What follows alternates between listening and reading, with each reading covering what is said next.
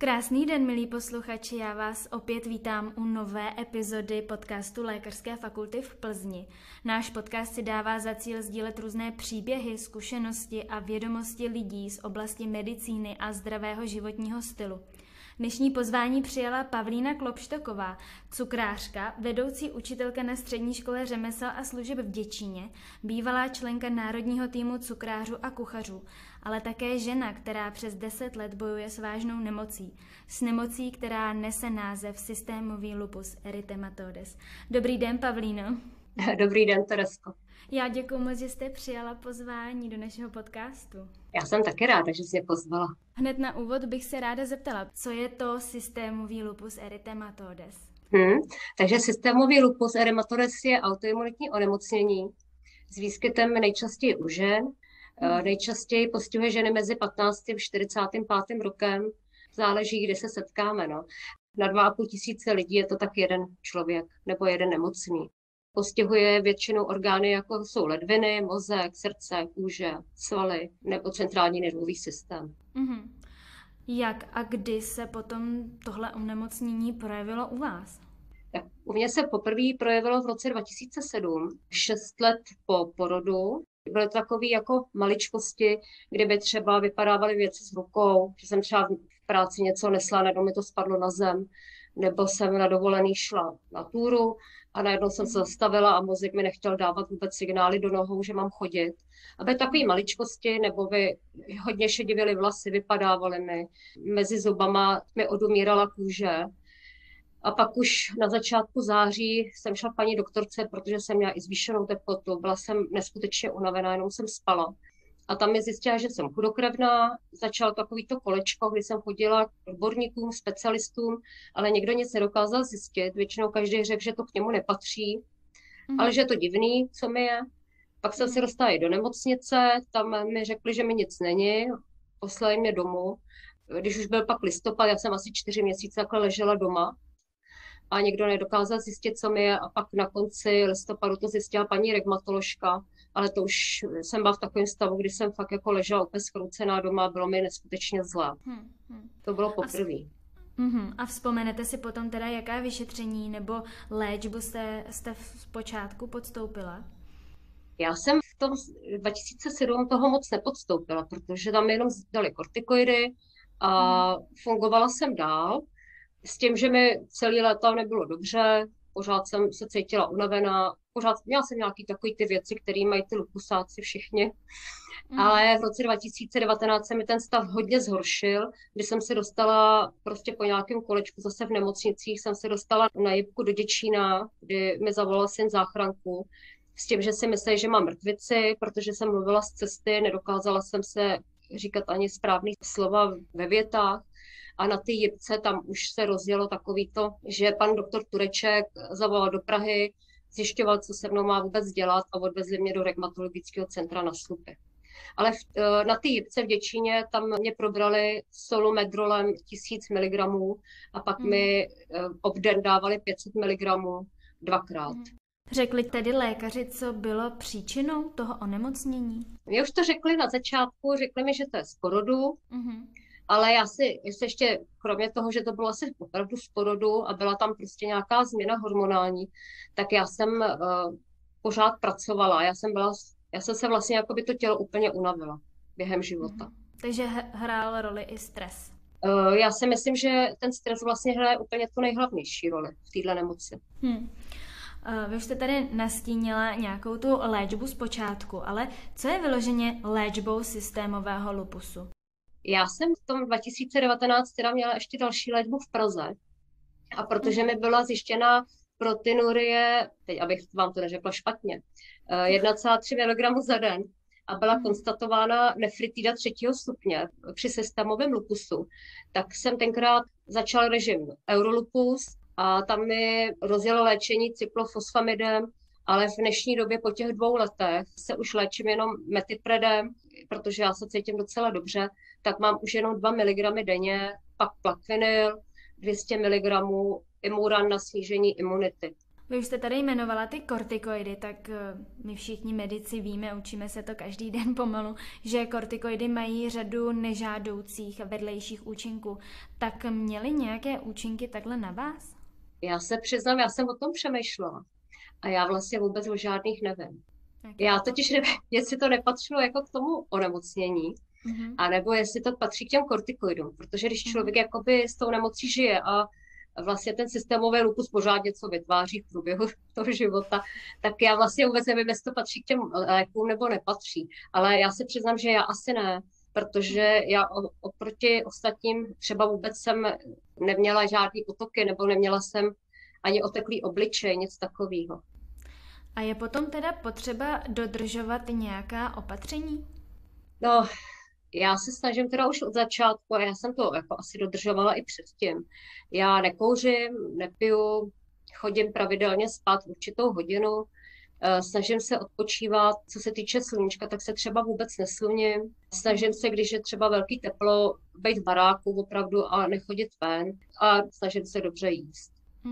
A máte potom teda nějaký invalidní důchod, nebo jak je to vlastně s tím onemocněním? Mám částečně invalidní důchod, protože jsem učitelka, tak samozřejmě nebudu mít nějaký vyšší invalidní důchod jako 2 nebo 3, protože ve škole mi vyjdou v tomhletom vstříc. Takže potom třeba upravili ten režim pro vás, nebo množství hodin denně, nebo jak to máte?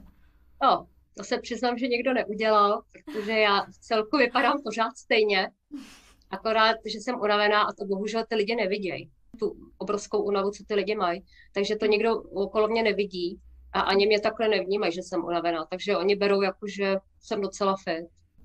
Jaká je potom teda prognóza tohoto onemocnění? Jak to s vámi vidí lékaři do budoucna? Tak mi to nikdo úplně neřekl. Oni všichni řekli, co bych asi tak neměla dělat, aby jsem stále byla v té remisi, aby mi nesplanulo to onemocnění. Jako jestli se to rozjede trošičku hůř, tak samozřejmě můžu přijít o ledviny, což se mi zrovna nechce. Prostě chci být zdravá co nejdýl, takže já dělám všechno pro to, abych byla zdravá. Co to teda všechno je? Co si pod tím můžeme představit? Co všechno děláte pro to, abyste byla co nejvíc zdravá? Tak je to hlavně o psychice, takže já si myslím, že první, co jsem musela změnit, tak jsem musela změnit náhled na to, jak řešit veškeré problémy. Takže to, co lidem připadá jako problém, tak já už dneska vlastně neřeším, protože jsem zjistila, že se ten problém vlastně během času stejně vyřeší. A co ještě dělám? A hlavně se nesmím rozčilovat. To je asi ta jedna věc. Když se pracuje, tak prostě pracuju vlažnějš, nedělám to takový rychle, abych to musela udělat všechno já. Tak prostě vím dneska, že už to dám, třeba řeknu, hele, pojďte, uděláme to společně a jdeme to dělat v práci třeba společně. Přináší vám potom teda kromě té únavy vaše onemocnění nějaká výraznější omezení? Co se týče toho, že prostě v té práci, když jsem třeba v průběhu dne, tak cítím fakt jako únavu. A chce se mi třeba sednout, což mi pan ředitel někdy říká, tak si běžte sednout do kanceláře, něco uděláte se v kanceláři. To je pravda, že mě třeba bolej nohy, když pak jsem s dětma, ale co mě třeba největší problém dělá, tak protože já jsem měla i neurolupus. Mě prostě vypadává paměť, nebo mi hodně vypadávala před těma 2 lety. A já mám dneska problém si některé věci vůbec zapamatovat. Takže to mě třeba dělá větší problém, než třeba ty ledviny, to, že si to nepamatuju. Jak vás potom psychicky ovlivnilo to zjištění diagnózy? Protože alespoň teda z mýho pohledu si myslím nebo tuším, že to mohl být třeba šok nebo určitý strach najednou z toho, co se děje, poměrně neznámá nemoc. Tak jak jste to vnímala? Já se přiznám, že já jsem byla úplně nadšená, že mi to někdo řekl. Protože když ležíte několik měsíců doma prostě zkroucený a je vám strašně zle, já se pamatuju, že jsem si myslela fakt, že umřu, protože mi nikdo nedokázal pomoct. Tak já jsem byla strašně ráda, že mi to někdo řekl a že mi konečně dali prostě nějakou pilulku, ať to třeba zní pro některý zdraví lidi divně. Tak já jsem byla hrozně ráda, že to někdo začal léčit a že se s tím začal zabývat. Protože já jsem do té doby opravdu nevěděla, co se mnou bude, jestli budu příští měsíc ještě žít nebo nebudu. Takže pro mě ta diagnóza, že mi ji stanovili, bylo obrovské ulehčení jakoby v tom životě. Změnil se potom teda nějakým způsobem ten váš přístup k životu? Vy už jste tady mluvila o tom, že na věci koukáte trošku jinak, tak do jaké míry se to potom změnilo? V tom prvním, v tom 2007, jsem to ještě pořád nechápala. Já si totiž trpím workoholismem a to je strašná nemoc. A já jsem pořád pracovala a hrozně jsem byla utahaná, unavená a já jsem vlastně nic jiného, kromě práce v životě nic nedělala. Kromě toho, že mám syna, tak já vlastně nic jiného v životě nemám. A já jsem v tom roce 2019 musela úplně ten postoj úplně změnit, protože jsem zjistila, že už tu práci stejně nestíhám. A vlastně jsem si začala užívat život, takže jsem si našla partu, s kterýma chodím na výlety a začala jsem prostě žít úplně jinak, než to, co jsem žila předtím. A myslím, že mi to obrovsky pomohlo i to, jak se člověk psychicky cítí. A je pro vás potom jakožto pacientku s vážným onemocněním lepší, když vás lidé vnímají soucitně, anebo vás spíš berou jako takovou úplně zdravou ženu bez jakýchkoliv problémů? Já se přiznám, že já to lidem neříkám. Bavím se o tom, když na to přijde řeč, na tu moji nemoc. Já ji takhle jako nevnímám. Já sice vím, každý den se něco stane. Buď to jsem utahaná, nebo něco mě bolí. Ale já to vždycky přejdu a prostě nechám to být. Většinou, když mě něco je, tak to nechávám pro sebe. Vy už jste tady zmínila ty výlety a že jste si našla skvělou partu, se kterou cestujete. Tak je ještě něco, co vám pomáhá ve zvládání té nemoci? Já jsem na začátku ty nemoce mi někdo poradil, abych cvičila jogu. A pamatuju si, že když jsem šla poprvé na jogu, tak jsem vůbec nechápala, proč to lidi cvičejí. Ale já jsem se do té jogy úplně zamilovala a dneska ji cvičím prostě i každý den, i když jsem doma, tak si zacvičím chviličku. Naučila jsem se meditovat, takže to mi obrovsky taky pomáhá. A co dělám třeba oproti jiným lidem, já si píšu třeba 30 let deníček a zapisuju si úplně všechno, co mě potkává. A ono je to pro ty nemocní taky dobrý, protože si vypíšete z toho. Nemusíte nad tím přemýšlet a jenom si to napíšete a vypustíte to dál. A můžete se třeba i zpětně vrátit a podívat se, jak jste se cítili dřív, jak je to dneska. Jo, přesně tak. Černé na bílém. Že všechno, jo, přesně je to tam černý na bílém. A některé věci si člověk třeba během let sformuluje do těch vzpomínek trošku jinak, ale tam je to vždycky opravdu daný v ten moment, jak to cítíte. A papír unese hodně. A papír unese všechno. Vy jste teda už zmínila ty výlety, tak moje otázka další je, na jaká zajímavá místa jste se dostala? Tak není to určitě to, že já jsem teďka jako někam jela něco, začala jsem chodit. Já jsem začala chodit už před 10 lety do práce. Prostě úplně jsem vypustila autobus, jako lidi jezdí autobusem, tak já tu hodinu denně chodím pěšky do práce. Půl hodiny do práce a půl hodiny z práce. Já když se hýbu, tak mě nebolej nohy, což spousta těch hlupusáků bolejí nohy, anebo svaly je bolej. Ale díky tomu chození mě nebolej a já, jak jsem si našla partu, tak jsem začala chodit i o víkendech, tak 10-20 kilometrů, někdy 30. A ta skupina lidí chtěla jet do Norska a do Švédska. A já jsem si rozhodla, že do toho Švédska chci jet taky, protože i když mi je normálně špatně, tak je to jediný čas, teďka ty poslední 2 roky po té léčbě, kdy mi je vlastně relativně nejlíp za celých těch 14 let. Já jsem si řekla, že prostě půjdu na trek na nějakých 120 kilometrů. Na těžko jsme šli v Národním parku Abisko ve Švédsku a já jsem byla úplně nadšená. Tam je absolutní ticho. Fouká tam jenom ten vítr v Laponsku, zurčí tam voda, protože všude přítomná voda a prostě si vyčistíte krásně hlavu. Takže meditace. Takže meditace to je, no. A nebála jste se potom s tímhle onemocněním vydat se do takovéhle dálky? Já jsem se toho bála strašně, protože kromě toho, že se bojím o ledviny a mám ledvinový pás všude sebou, takže vždycky si ho zahřívám ty ledviny, aby mi neprochladly, tak mě třeba toho ještě bušilo hodně srdce ty 2 poslední roky. A nic nezjistili teda, ale bušilo mi a na to srdce jsem se taky v té době bála. Ale musím říct, že jsem to zvládla relativně dobře. Já jsem se na to dost dlouho připravovala, takže jsem každý den opravdu chodila pěšky tak 20 kilometrů i ze zátěží, aby to pro mě nebyl takovej šok pak jet do takovéhle dálky, protože tam je přece ještě nadmořská výška a dýchá se tam trošičku hůř než v našich podmínkách. A potom teda, když jste absolvovala třeba první, druhý den a vaše parta vás poznala, tak jak na vás nahlíželi? Jako řekla jste jim, že jste tady s lupusem, že trénujete tady na ten track, abyste mohla vůbec něco takového absolvovat a že je to pro vás třeba možná veliká výzva? Tak já jsem jim to vůbec neřekla. Akorát druhý den se mi udělalo špatně, rozbušilo se mi srdce, takže chvilinku mě museli nechat na zemi ležet, ale já jsem jim stejně nic neřekla, řekla jsem, že prostě se mi zamotala hlava. Jo. A já jsem nechtěla to prostě někomu říkat, protože já jsem věděla, že když někomu řeknete, jaký máte onemocnění, tak oni vás třeba sebou ani nechtějí, protože se bojí, že budete jako přítěž, takže já jsem se snažila, abych to vůbec nikomu neříkala. A mně se pak po tom druhý dni udělalo fakt dobře a nevadilo mi, že mám prostě hodně těžký batoh, nějaký 15-kilový na zádech a šla jsem úplně krásně, já jsem byla přímo nadšená z toho. Vy jste mi také říkala, že jste zkoušela lézt po skalách. Tak co to bylo za zkušenost vaší? Když jsme přijeli z toho Švédska a Norska, tak jsme se v září rozhodli, že budeme líst na Lofoty u jezera Lago de Garda. Takže jsme tam lezli nějaký 4 dny. Ráno jsme vyšli a prostě jsme vždycky zdolali nějakou skálu a večer jsme přišli hrozně unavený. A tam jsem třeba nepocítila vůbec nic. Tam se přiznám, že mi to vůbec nevadilo. A bylo dokonce i sluníčko a nic mi to neudělalo. To je obdivuhodný. Docela. Já myslím, že i normální zdravý člověk by byl tak unavený. No, já jsem si prostě řekla, že to onemocnění takhle neberu. Jako někdo je z toho hrozně nešťastný. A já jsem se už v té nemocnici jako rozhodla, že si budu kamarádit s tím lupusem.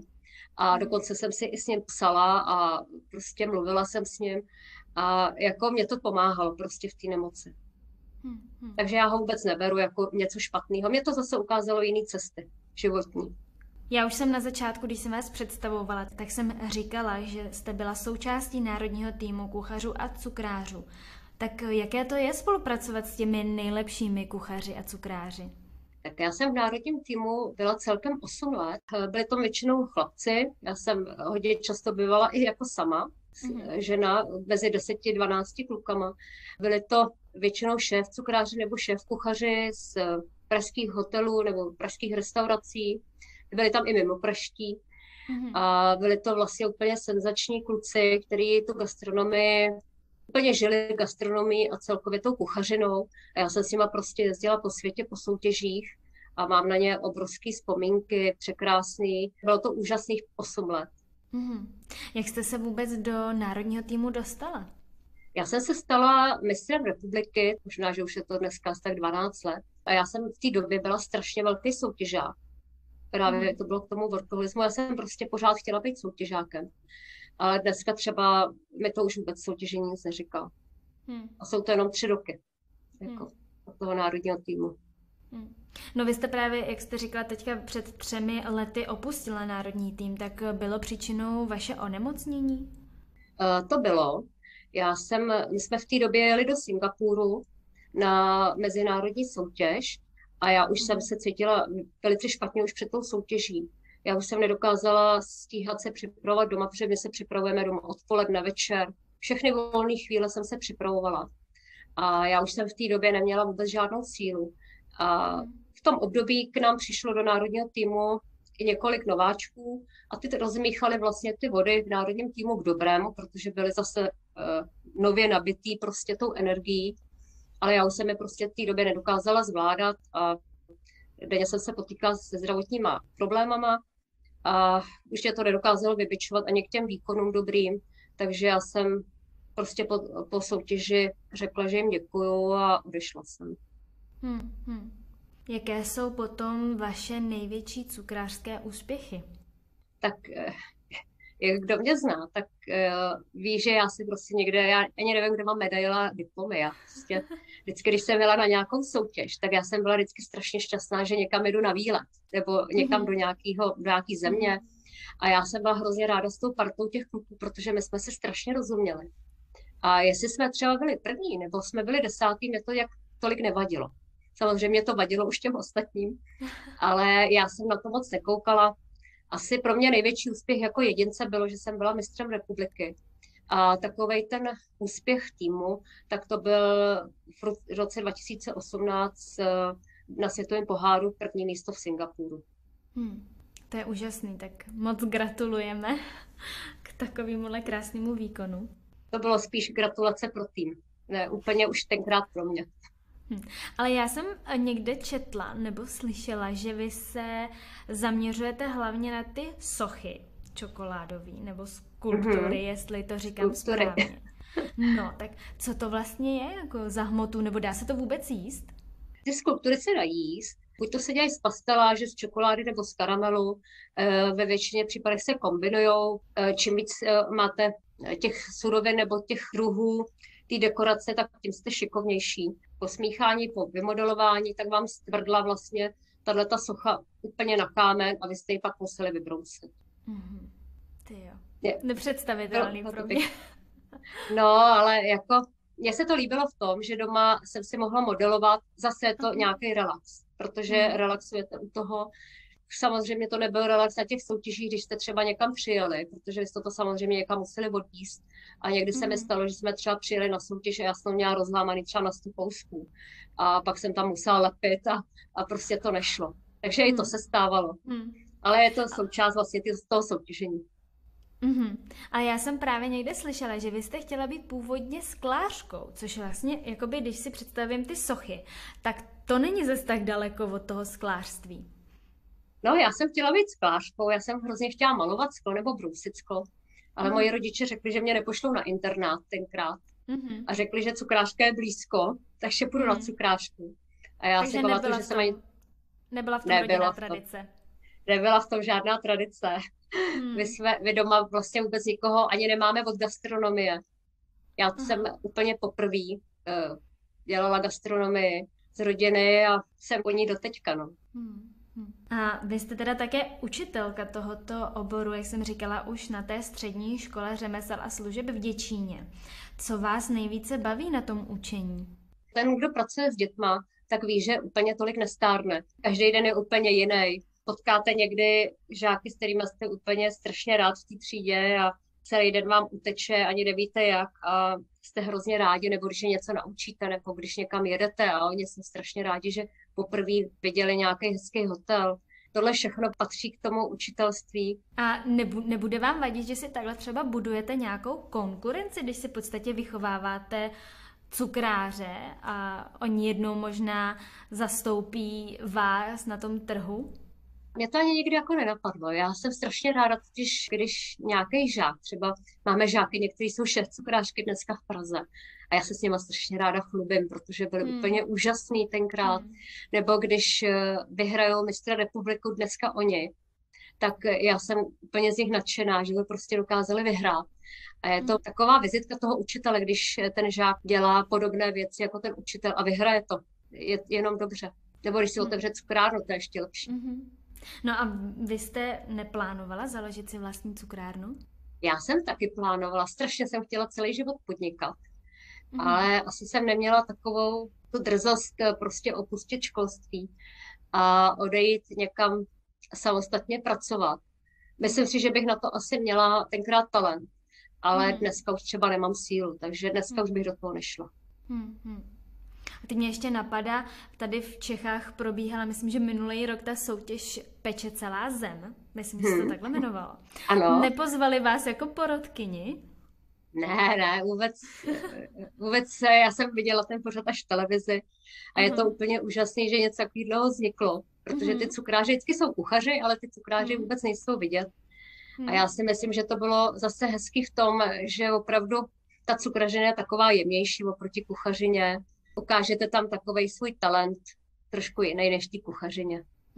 Já jsem teda nekoukala, koukám na Masterchef a to mě strašně baví a vždycky, když tam mají něco píct, ať je to cokoliv, myslím, že minulý rok tam dělali indiánky, teď abych nezkomolila jméno. Ano, Lukáš Skála tam byl.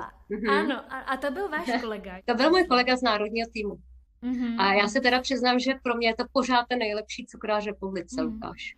Já, ale když si představím cukráře, tak je to většinou někdo, kdo má rád sladké a je to na něm vidět, když furt něco ochutnává, uždibuje, ale vy jste velmi štíhla a vždycky, už vás znám několik let, tak vždycky jste byla štíhla.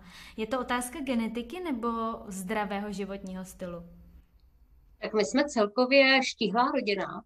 I jako od maminky, od tatínka někdo není silný. Ale je to i tím, jak my se stravujeme. My děti jsme se stravovali hodně na zelenině a na ovoci. Někdy jsme ani jako děti nejedli knedlíky třeba.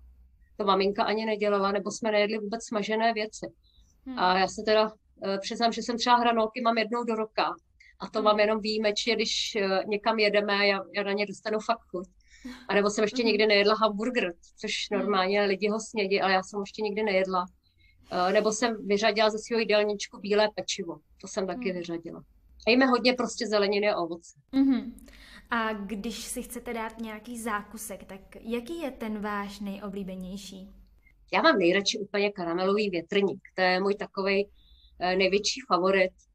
Musím říct, že ten, kdo ho vymyslel, byl fakt jako borec, protože karamelový větrník, takový ten fakt správně udělaný, je úplně luxusní. Na tom si opravdu pochutám asi moc celý, ale jinak já nedokážu sníst jako výrobek celý, že bych v cukrárně si vzala třeba štafetku do ruky a snědla jí, to ne. Ten větrník je jediný. Jaké jsou potom teda momentální trendy v cukrařině? Tak rozhodně si myslím, že cukrařina v dnešní době je mnohem kvalitnější než ta stará, nebo než v předešlých letech, co byly. Dneska se hodně používá čerstvé ovoce, většinou ještě pyrečka třeba ovocný. Hodně mléčné výrobky se používají. Myslím si, že ta kvalita je prostě mnohem lepší, než bývávala. A 80 třeba procent těch cukráren opravdu se snaží, aby ty jejich výrobky byly dobrý a aby měly výbornou chuť a měly nějaký nápad. No ale když já si chci zajít třeba do dobré kvalitní cukrárny, tak za takový zákusek dám třeba, mám tady jednu oblíbenou v Rokycanech, taky udělám reklamu a tam jako zákusek třeba kolem 100 korun i víc. A myslíte si, že ne každý Čech na to má totiž, tak jestli si myslíte, že Češi jsou ochotní si za tu kvalitu připlatit, a nebo je to spíš furt tak jako, no tak si koupím něco levnějšího, něco ze supermarketu? Asi jak kdo, ale já se přiznám, že kdybych šla třeba s nějakým kamarádem v Praze, tak bych určitě šla k Lukášovi, kde ten výrobek bude stát taky třeba 80 korun. Ale vím, že když si k tomu dám kávičku, tak s tím jeden výrobek a budou se mi dělat boule za ušima.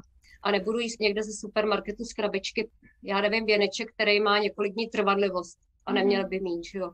Takže sice je to dražší, na druhou stranu oni ty vstupní suroviny v dnešní době jsou mnohem kvalitnější, protože se třeba víc používá máslo oproti dřívějším letům.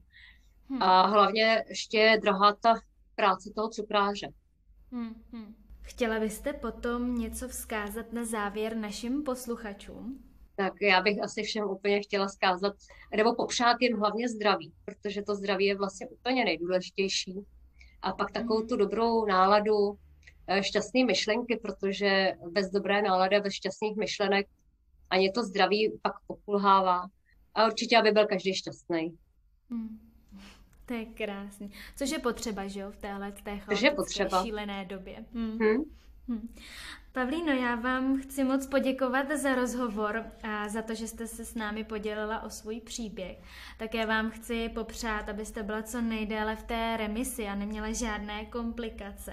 A samozřejmě jste nadále velikým vzorem nejenom pro své studenty, které vychováváte, ale samozřejmě i pro pacienty nebo pro naše posluchače. Mějte se moc krásně. Děkuji vám ještě jednou za rozhovor a nashledanou. Já moc také děkuji, Teresko. Nashledanou.